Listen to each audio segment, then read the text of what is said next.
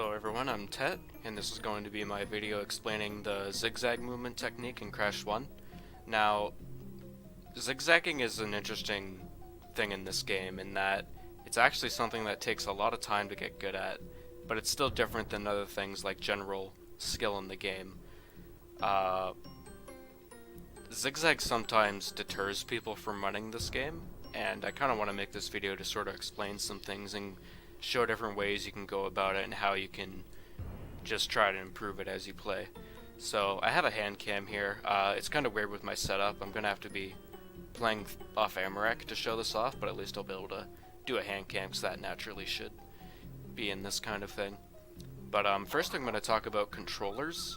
As you can see, I use an analogless controller. At the end of the day, it's all preference, but I will say that more runners have preferred certain controllers. So yeah, this is the analogless controller. There's also the DualShock 1, which is a PlayStation 1 controller with analog sticks on it.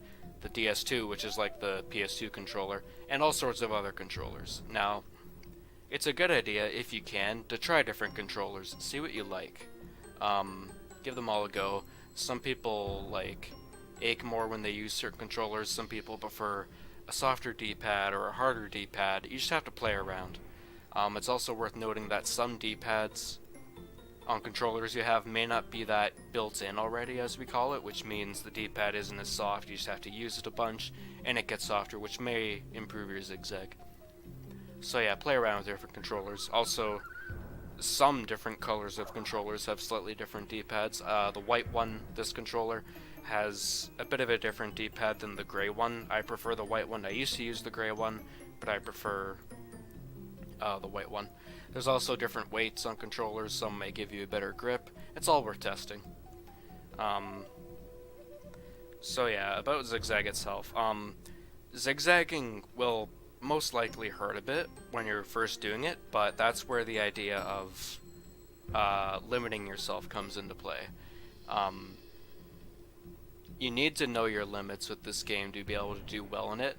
I feel like if you just go ham at your zigzag 100% and are just killing your hands, it can only do like an hour of attempts at most. When things start getting more difficult, you'll struggle a lot more, and you also won't be able to practice as much because you'll be hurting. And yeah. Now I guess I'll talk about different methods of zigzagging involving the actual movement of your thumb and your hand. Some people do it with their thumb entirely, some people do it with only their wrists moving, some people do a mix of both, and for some people, like me, it can depend on which direction you're going. My preference when I'm going downward, I just move my thumb. I don't really move my wrist at all. But for forward, I do a bit of both.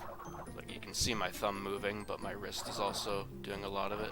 Because you can see my thumb isn't moving nearly as much for downward. I'm also going to go to a 2D level to show off how I do my sideways zigzag to the right, which is mostly wrist. Again, I'm playing off Amarek and in 16:9, two things I'm not used to, so bear with me, but yeah. I am using mostly my wrist for right. These days I think I use a bit more of my thumb, but for the most part, it's wrist. Some people struggle to understand the concept of using only their wrists, but if you try it out and let your D-pad break in a bit, you may be able to do it and find your zigzag improves. I don't believe that one is superior than the other because there's people who have very, very good zigzag who use mainly thumb, and people who have very good zigzag that use their wrist. So yeah, play around with what you want, but again, the key is you need to limit yourself. When I first picked up controller, I used to play on keyboard before 2017. For those who don't know, from 2015 to 17, I played on keyboard, and when I moved to console, I had to learn D-pad, and it hurt a lot for me. I could only play for like an hour, and my hand would hurt after like one level. But now, I could do hours of attempts. I could probably do 5 hours of attempts if I wanted to, but I usually keep it to 3, just because I don't want my hand to start really hurting or cause problems, like, whatever. It's kind of a meme in the community, like zigzag more, which you should. It's a good time save, it'll make you better at the game, and you'll be able to catch a lot more cycles and go faster, but all I'm saying here is limit yourself. you know, there's memes about, oh, my thumb's bleeding, my whatever, I'm gonna break my hand. Like, sure, it's memes, but if actually, like, actual issues start happening, then you need to limit yourself. And be patient. As you play more and more, you'll be able to play for longer sessions, because you'll get used to it.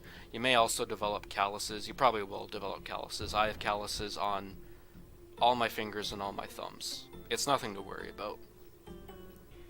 Another thing to understand is that like 99% of runners will have bad zigzag when they first start out.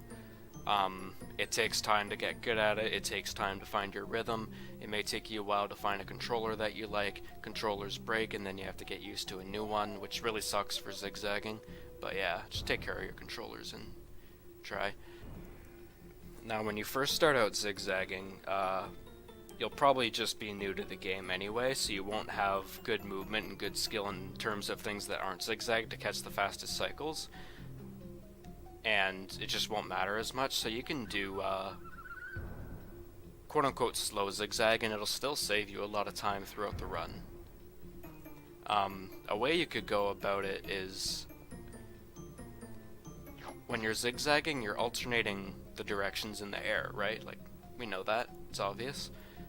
And so you can start by doing that. I'm going to jump in the air and left and right in the air. Simple. Now, see how many times you can do that.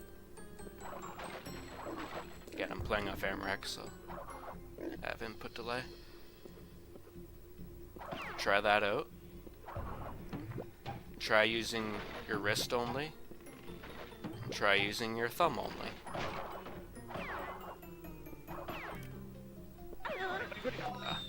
This delay's awful. But yeah, try it out. Alternate directions, see how many you can do. But be careful when your hands start hurting. And take a break when you need to.